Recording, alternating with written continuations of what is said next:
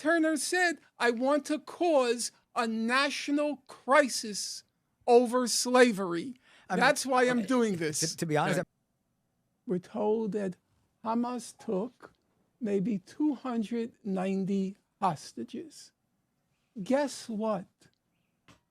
Israel has kept 2,300,000 hostages in Gaza.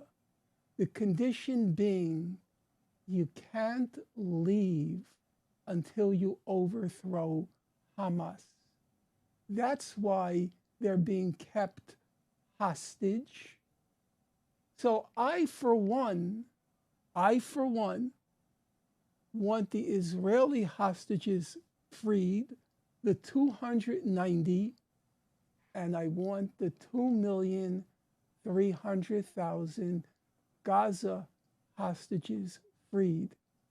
What the current head of the South African government, the president of South Africa, he said we need an immediate ceasefire.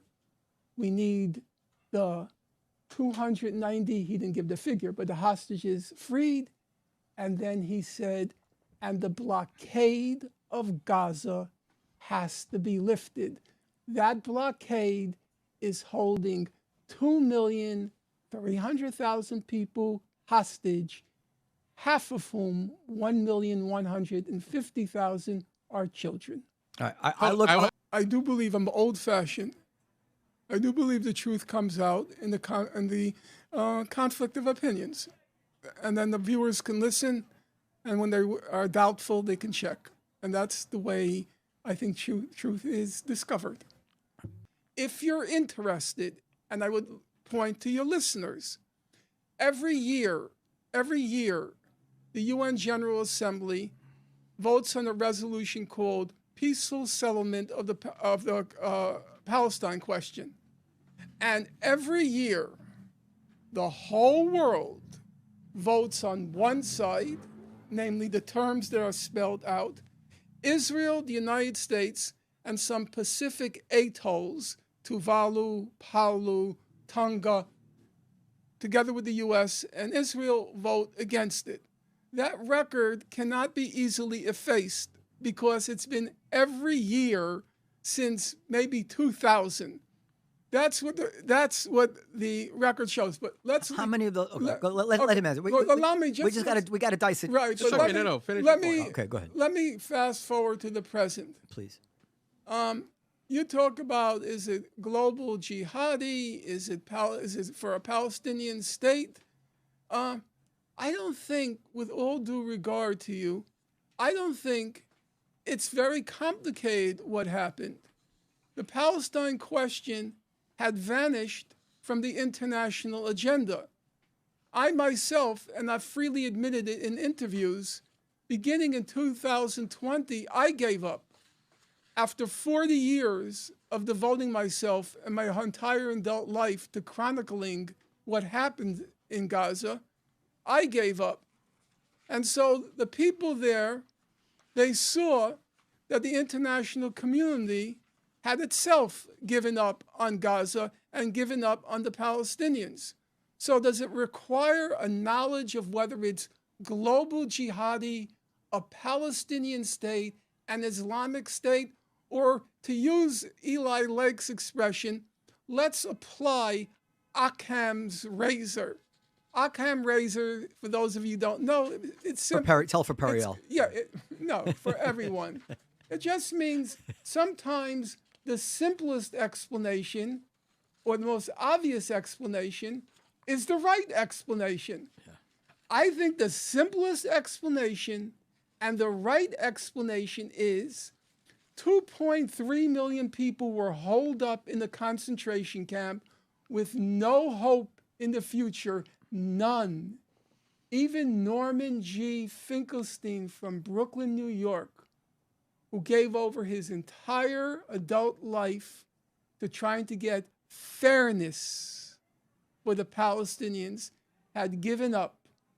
And so they decided on October 7th to take their fate into their own hands and come what may. This is their way to Do you think that that is a legitimate war aim? Well, let's do two things. Number one, let's clarify what we mean by Hamas. You say you want to remove Hamas Yes. from Gaza. Now, I can cite a half dozen statements, and in fact, at the end, if you want, I could provide you with a half dozen statements or more by Israeli officials saying, let's use this opportunity to get rid of the population of Gaza. That's Hamas. Hamas, for your listeners, you should bear in mind, Hamas means, when Israel says get rid of Hamas, it means the 2.3 million people of Gaza. No, it doesn't. It wants to clear up what it calls clear out the northern sector, which means among the most densely populated places on God's earth.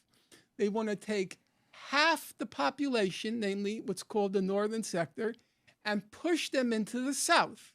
So now among the most densely populated places on God's earth is going to be doubly densely populated. Why do they want to do that? To force Egypt to open the Rafah gate. They've said it over and over again. They want to force them into Sinai. You said they want to get rid of them, force them into the Sinai. So Hamas means a mass ethnic cleansing.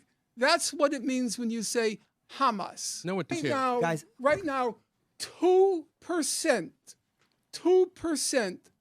of the truckloads of food that are needed for Gaza, based on past experience, 2% are being admitted.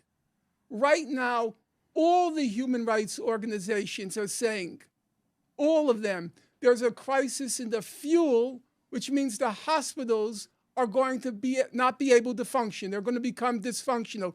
This is, if you look at the details, and then you look at what they said on October 8th, and you put the two together. Now you say, okay, Mr. Finkelstein, we got to allow to move on. But I would like your listeners to remember, more children were killed in Gaza in the last 3 weeks than all the other war zones in the world combined in the years 2020, 2021, 2022. Including Ukraine. I don't know. Including Ukraine. Okay. That's sir, a pretty horrible. All right. Wait, hold on. So I want to just quickly. Okay. So, I went through the record of human shielding in great detail. And now I'm going to quote what Amnesty wrote. Okay, Amnesty International investigated the question. Contrary to repeated allegations by Israeli officials of the use of human shields, Amnesty found no evidence that Hamas or other Palestinian fighters directed the movement of civilians to shield military objectives from attacks. Can I ask you a question now? Yes. What if they didn't direct them? What if they just put all their materials where the other side would have no choice but to kill civilians? That's a good question. That's a very fair question. If I can just repeat your question. Noam is your name? Noam, yeah. Noam is making a distinction between what you might call the strict definition of human shielding, where you conscript a civilian to protect you or protect others from enemy fire. And then you turn to another possibility. The other possibility is Hamas locating itself in areas and firing from areas where it would be likely that civilians would be killed. And under international law, not to get into too many technicalities, under international law, that's called not taking sufficient caution to protect civilians. So let's look at what Amnesty International had to say about that. Oh, you were ready for it. Go ahead. Well, as I said, I believe in facts. Absolutely. Okay? Absolutely. You believe in Amnesty International reports. Okay. Let's see what Amnesty International had to say. The attacks that caused the greatest number of fatalities and injuries were carried out with long-range precision munitions fired from combat aircraft, helicopters, and drones, or from tanks stationed up to several kilometers away, often against pre-selected targets, a process that would normally require approval from up the chain of command. Now listen carefully to what Amnesty says. The victims of these attacks were not caught in the crossfire of battles between Palestinian militants and Israeli forces, nor were they shielding militants or other legitimate targets. Now listen carefully. Many were killed when their homes were bombed while they slept. Others were going about their daily activities in their homes, sitting in their yard, hanging the laundry on the roof, All right. when they were targeted in airstrikes or tank shelling. So when you If you take is your contention if you take just the current Israeli genocide in Gaza, and I'll be perfectly willing to defend the term should you want me to. Please. In the current genocide in Gaza, the statistics show of the 8,000 people thus far killed, What are you basing that on? 3,200 killed. What are you basing that on? Actually, I have it right here. He The means Gaza the Ministry of number. No, I'm sorry.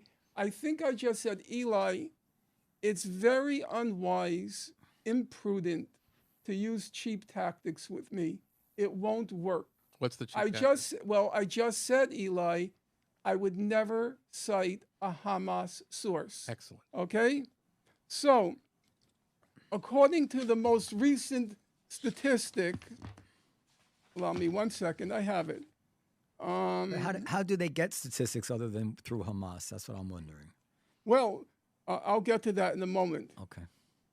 In the last of the 8,000 killed, 3,000 children, over 2/3 of the casualties were killed in their homes. Now, According to I'm going to get to that because I have no fear. I have no Wonderful. fear of truth or facts, none. Now, that was the Gaza Ministry of Health. That's correct. Okay, so you just told me Yes, allow me to finish. Allow me to finish. Human Rights Watch and several other, including The Economist, by the way, they have said that if you compare the statistics that are produced by the major human rights organizations with the ones produced by the Gaza Ministry of Health, that there are very, what they said there was very Comparable. they were comparable. They were close. Now, I have studied it closely. I have footnotes that take up 3/4 of a page going through all the sources. And I would say, because people have asked me that question, if you were to put it on a spectrum, the Israeli numbers are at one extreme. And then at the other spectrum, from the center over, they mostly cluster in the same area, including the Gaza Ministry of Health. However, I would say the Gaza Ministry of Health would be the highest. I will acknowledge that. But as all the human rights organizations have said, that there is no, I'll use the expression they use because it just came back to me, there is no big discrepancy between the Gaza Ministry of Health numbers and the numbers used by the human rights humanitarian By what factor organizations. is your intuition that they should discount these statistics? I don't have any particular opinion on the statistics other than That's their home. And I want people to bear in mind 70% are refugees from 1948, when Israel was created. They've lived since 1948 in refugee camps in Gaza. 70%. And now Israel wants to turn them into refugees twice over, to dispatch them into the Sinai desert to rot and die. Because of one thing you can be certain, President Sisi of Egypt, will never let them assimilate into Egyptian society. That's never going to happen. So now you want to take the refugees from 1948 who are living in the refugee camps in Gaza and make them refugees again. That's the U.S. And demography is not our friend here. We both, I think, agree that there is a growing hard right I agree. in Israel who is now right. And it would not shock me that some of them Ben Gvir think this way. But there's a unity government now. We should say that. There's a unity government. Yes. And I would agree, if you want to say that that Ben Gvir and Schmotrick are Judeo-fascists, I've said that about them before.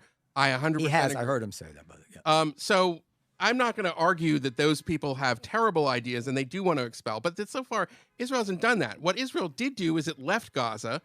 And I just think that you are ignoring the fact that it tried to say, get out of the northern part of this Gaza because we have to go after these demons who are in the tunnels. Right, get out of the hospitals. Come on. I want to end with the ceasefire issue. Okay, so that's why I want to just a strictly factual question. Yeah. Israel did not leave Gaza in 2005. Israel redeployed its troops from inside Gaza to the perimeter of Gaza. Even Israel's leading expert on international law, Yoram Dinstein, the former president of Tel Aviv University, even he acknowledged that after Israel redeployed its troops, Gaza was still under Israeli occupation. There is no human rights organization, even including Yoram Dinstein, who's quite conservative, who denies that if you control everything that goes in, you control everything that goes out, you control the airspace, you control the waters, you're the occupying power in that area. I'm saying if Hamas has to be dismantled because of what it did on October 7th, then if you take Operation Cast Lead, Operation Pillar of Defense, Operation Protective Edge, then the Israeli government has to be dismantled 10 times over. Yeah, I follow you, but it's not really an answer to the question. Oh, it is an answer to the question. Because it's called keeping a single standard. No, it's You want to No, you want to talk about the 290 Israeli hostages? I say fine. But then let's talk about the 2,300,000 Gazan has hold hostages. Gaza. Oh yes, Gaza. Hamas is closing the gates. I know that. Gaza's closed. Hamas is love to open the gates to kill more Jews. Yes. But If you want to decide that Hamas has to be dismantled because of what it did on October 7th, I say fine. But then the Israeli government has to also be dismantled because for 20 years it's kept the whole population confined in a concentration camp. I don't understand it. And periodically, I get you. And periodically mows Professor, the lawn. Okay, it mows the lawn. Professor, Yeah. but no, you can. You want to destroy the world's only Jewish state. Let me respond. Let me ask you a question. Hold on. Just hold on for 1 second. You want to mock. Now, maybe. I'm not going to mock you. I will mock you. Maybe. Let me say. Comedy. Maybe now you're getting personal. Let me just get my answer. Comedy may be your forte, but the suffering of humanity has been what I've been about since I came onto this earth. Now let me. And I am not. Are you going to let me answer? I am not going to trivialize the fact that 1,100,000 children in Gaza are now the object of a genocide. I see no humor in that. Okay, hold on a second. Nothing hold on a second. funny Hold on a about second. that. I would betray the memory of my parents were I ever to mock, ridicule, find funny, whatever. Hold on a what's second. being done Professor. to those people in Gaza. Professor. It is a crime that makes your heart just scream. Professor. At what's being done to them. No one is Just can't mocked. blame the Hold on. culprit. No one is. I don't think it's fair to characterize Gaza as a concentration camp. And I am the granddaughter of Holocaust survivors. My uncle was a child in the camps, and my entire family on my mother's side was murdered by the Nazis. I don't think those are they're not the same thing. I'm not saying that Gaza is a fun place by any stretch of the imagination necessarily, but I don't think that characterizing it as a concentration camp is fair. And then also your Would point. you like me to respond to that Sure. first, then you'll go second? Sure. Okay. And you can cut this out if you want. No, no. No, I no, have you're to part run. of the conversation. Thank you, Mr. Finkelstein. So, Baruch Kimmerling was a senior sociologist at the Hebrew University in Jerusalem, and he was highly respected. He's since passed from the scene prematurely. If you look at his book, Politicide, I'll spell it for your listeners, Politicide. Hopefully our listeners can spell that themselves. Yeah, because he coined the term. That's why I'm spelling it for your listeners. He described Gaza as, quote, the largest concentration camp ever. That was in the world. That's his expression. Okay. Okay? Number two, he wrote that in 2003, Okay. before the blockade and before Israel's repeated operations, mowings of the lawn in Gaza. I don't like that phrase, but okay.